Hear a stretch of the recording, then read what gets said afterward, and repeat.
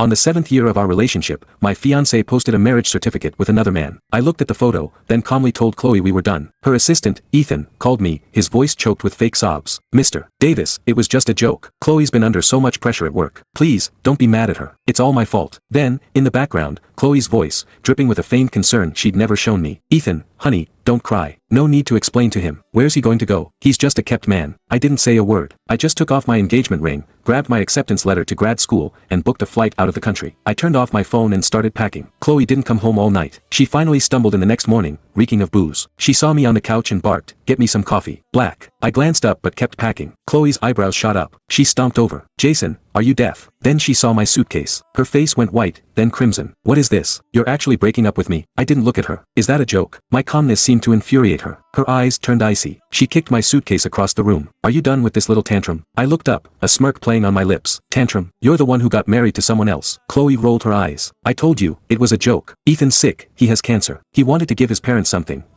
before, and he's been with me since he graduated, right? He's not just my assistant, he's my friend. I'm helping him out. Is that so wrong?" She gave me a condescending look. "Look, when, after, we can get married again. Happy now." I held up a hand. "Save it. You have a husband. Talk to him." Chloe's face hardened. "You know what? You're just heartless. You don't trust me. Maybe we shouldn't get married after all." Her voice dripped with a threat, but I didn't care. "Fine by me." Chloe blinked, stunned. "You're serious?" I didn't answer. I grabbed my suitcase and headed for the door. As I passed, she grabbed my wrist. "Think about this, Jason. You're nothing without me." I looked into the eyes of the woman I'd loved for 7 years. All I saw was ice. It hurt, more than I'd expected. I took a deep breath, forced a smile, and gently pried her fingers off my arm. "Best of luck to you both." I walked out, pulling my suitcase behind me. I heard her scream, "Jason, don't you dare come crawling back. Let's see how a gold digger like you survives without me." A gold digger. I stopped and looked back. Not because I regretted leaving. I wanted to memorize the look of pure hatred on her face. As if to punctuate her anger, Chloe slammed the door shut. The sound echoed through the hallway. Ethan was waiting by the curb. He'd probably been there the whole time, eager to play the comforting lapdog after our fight. He rolled down the window and smirked. Well,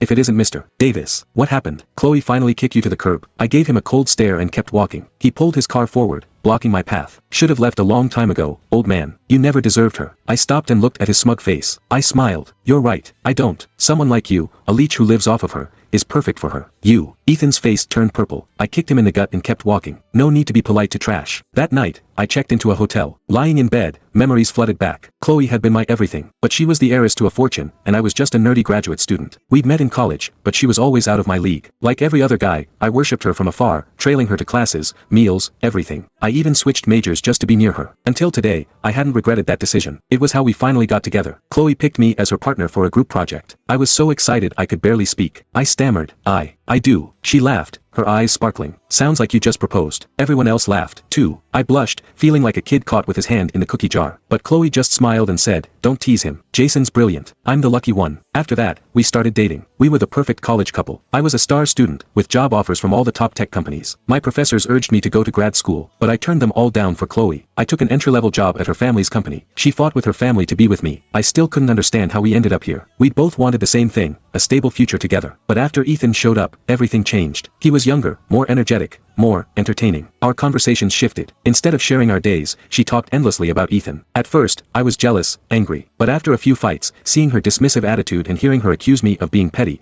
I knew her heart wasn't in it anymore. It wasn't Ethan that bothered me, it was Chloe's indifference. I proposed anyway, hoping things would change after we got married. But that marriage license, with her name and his, shattered any remaining illusions. Looking out the hotel window, I felt a sense of peace. They say relationships have a 7-year itch. Maybe Chloe and I had just run our course. The next morning, I went to the office and resigned. It was a formality. My authority had been eroded for months. The HR director barely glanced at my resignation letter before approving it. Then she called me, her voice dripping with fake sympathy. "Such a shame, Mr. Davis. We were all looking forward to your wedding." I wasn't fazed. "Don't worry," I said with a smile. "You'll be getting an invitation soon enough." I hung up. Before I could leave the building, Chloe called. "Jason, what the hell do you think you're doing? You're supposed to be at the contract signing this morning." I held the phone away from my ear and waited for her to finish her tirade. Then I said calmly, "You seem to have forgotten something, Chloe. I resigned yesterday. You approved it." "Jason," she shrieked, "don't push me. I may have approved it, but you haven't finished the handover. I can sue you for breach of contract." I wasn't buying it. Nice try. If you'd actually read my resignation, you'd know I completed all the necessary paperwork. I hung up. I didn't expect to see Chloe again so soon, but I did.